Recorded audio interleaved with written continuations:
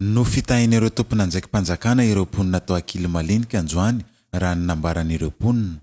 Nafarana tany Andoharano no lazaina hanatanteraka asa tana maro iarahana mitetika asa sekalinina mantsy ireo mponina saingy rehefa tonga tena toerana tsy izay no tena ny zavantsanga raha ny nambaran'izy ireo. Efa tena toerana nefa ny orinasa bazy toliara ary teo no fantatra fa izy ireo no anampy amin'ny fanatanterahana ny asa tana maro ho iatsana ireo mponina.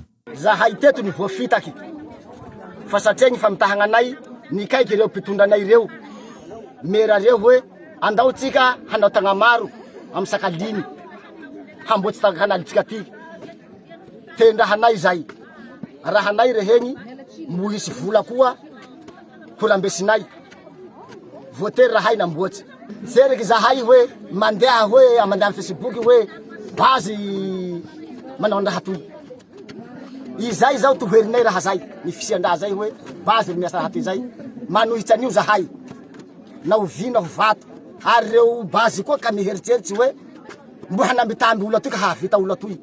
Mitsipaka ny fanatanterahana izay atao eo amin'ny toerana ihany koa ireo mponina ireo. Katsorambesanao zany 7 arivo par jour. 7 arivo tabika ty rahay mandramby fa iasanay fanafarany ty rahay tsy raha mandramby koa rahay tsy magnenky an'irey hitsangeto fa mamono olo handany olo.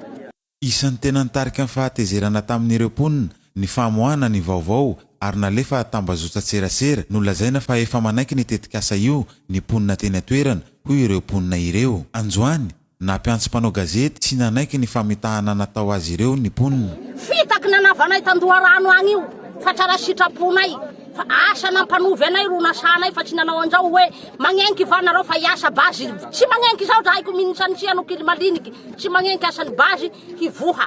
Miteraka famonona ny mponina ihany koa ny fanerena azy ireo sy hamitahana azy ho ireo mponina. Aia koa fa nanao panafanjakana zao ka ny fingandreo koa va io laha hinanan'olo ka tiandreo raha ivelomanay ty koa zao ro amiandreo olo da hoe reo panafanjakana zao mamona anay reo nda panafanjakana ary reo mera reo mamona anay reo fa tsy zay ny fidianay androzy ikaika ny mera ikaika ny ano bazy tsy zay ny fidianay androzy fa hikarakara manaka raha manao zao hoe mety projet hafa ankoatsy zao fambolia makasiky fambolia fa zay gnasanay zay namona ny nahavoafitakanay io zay. Samy manohitra ny natao azy io moa ireo mponina ary milaza fa tsy hanatanteraka izany raha anatin'ny fanatanterahana ny tetika asa bazy toliara. Rahay tsy raha magnenky an'izao fa vandy avao raha volagny rao politiky fa rahay manomboka amin'ny vavanay mivola zao laha misy ny raha andesiny bazy eto fa rahay tsy andramby.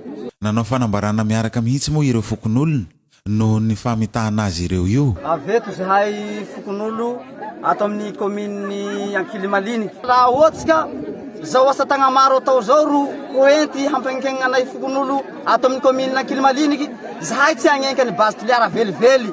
Niatso ny fanajana ny fiarahamonina ihany koa ireo solotena ny fokon'olona ireto. Koa nareo longonay zivanay Tagnalagna nareo miombokevitsy amin'ireo bazy toliara reo tena miangavy anareo zahay mialatsiny aminareo nareo zivanay tsika olo pisarotsy tsy nareo ndray koa ro hamila an'toy tany masikoro toy ka laha mety la miangavy anareo zahay hajaonareo aloha ny resaky fiarahamonina mba tsy hampisy korontaka antsika tsika sampiziva.